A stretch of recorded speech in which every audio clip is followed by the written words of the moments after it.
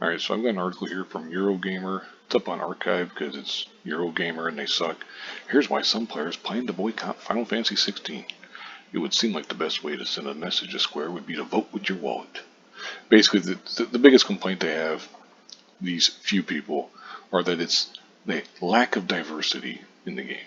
The producers, as I said, producer Naoki Yoshida addressed the lack of diversity in an interview, and basically they say that it takes place in a world that mirrors or mimics Europe. So of course there's going to be predominantly white people. You know, it's like, come on, if they made it predominantly a black cast, you'd be all fine with it. You know, it's that yada yada. We know all that shit. Anyway, then they talk about in direct response to this, some players are now planning to boycott Final Fantasy 16 due to the lack of diversity in minority characters. A very few. Reset Era did a poll. If you don't know who they are, they're a message board. It's as with all message boards. I don't want to just blame them, but there's a lot of shit people on there. So if you don't know who they are, in a way you're lucky.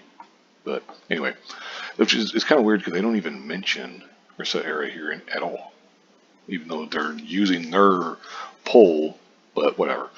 So despite notable criticism and backlash online regarding the lack of diversity in the game and Square's continuously questionable response to the topic, it seems a lot of people are still planning to purchase Final Fantasy 16.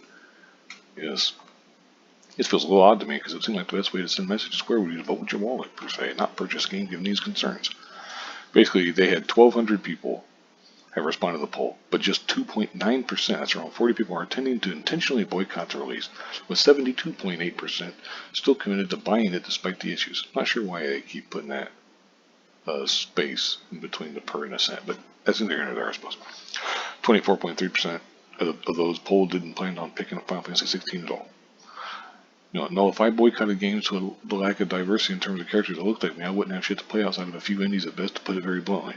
Reps for black women in gaming is abysmal across the board, and I would say it's even worse for South Asian women, South American women, etc. It's like, you're an idiot if you believe that to be true, but whatever.